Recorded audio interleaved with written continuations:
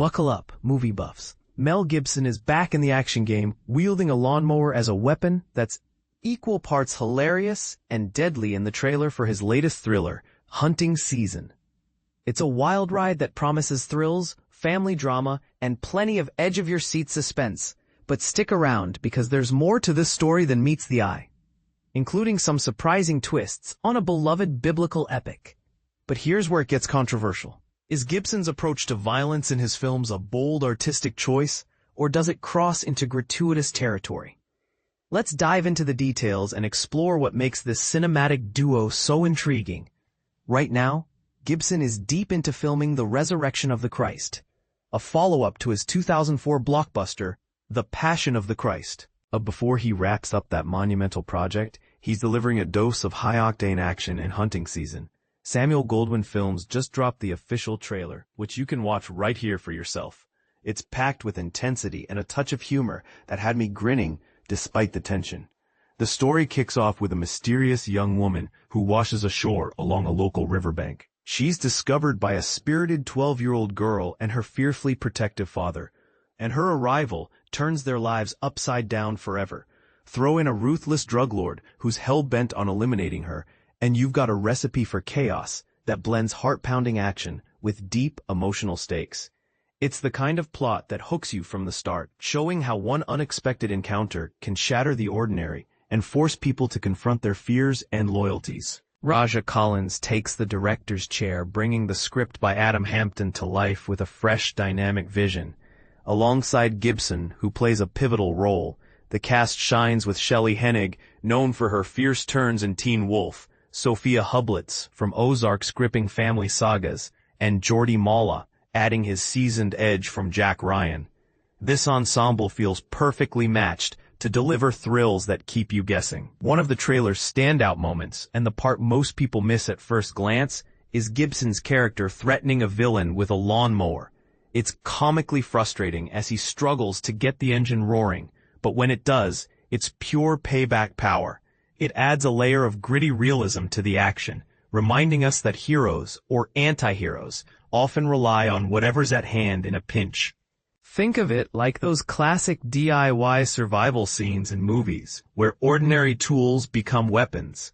It's clever, relatable, and keeps the energy high without feeling over the top. Sponsored content. Now, shifting gears to The Resurrection of the Christ, this isn't just one sequel. It's an ambitious two-part saga that promises to expand on Gibson's original vision.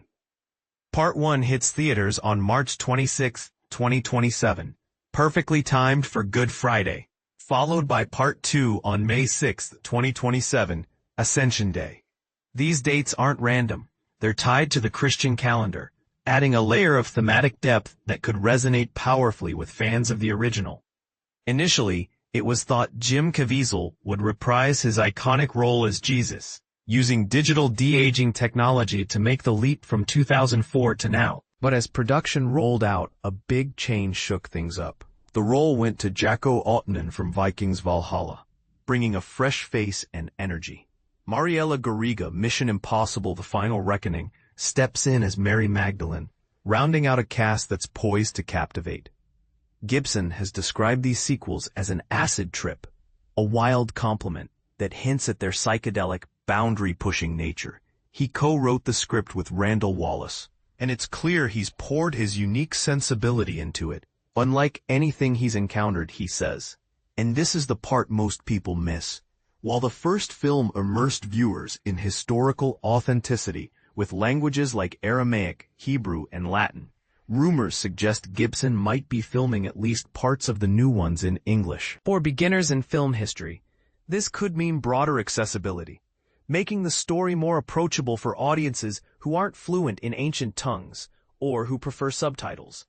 But could this shift dilute the immersive feel of the original? It's a debate worth having. Does prioritizing modern relatability trump historical accuracy? Speaking of the original The Passion of the Christ, it was a lightning rod for controversy upon release, with critics slamming its graphic depictions of violence as excessive and exploitative. Yet it became a cultural phenomenon, raking in over $612 million worldwide, and holding the title of highest-grossing R-rated film in the U.S. until Deadpool Wolverine claimed the crown. For those new to this, R-rated means restricted for mature audiences due to intense content, and Gibson's film pushed boundaries with its unflinching portrayal of suffering. Was the violence necessary to convey the story's emotional weight, or was it sensationalized for shock value? That's the kind of question that sparks endless debates among film enthusiasts, blending art, faith, and ethics. So what do you think about the hunting season trailer? Does Gibson's lawnmower moment steal the show? Or is there something else that caught your eye? And on the bigger topic of Gibson's work, do you believe embracing violence in storytelling enhances impact or simply desensitizes viewers? Do you agree that changing languages in a biblical epic like the Resurrection could make it more inclusive, or does it risk losing authenticity?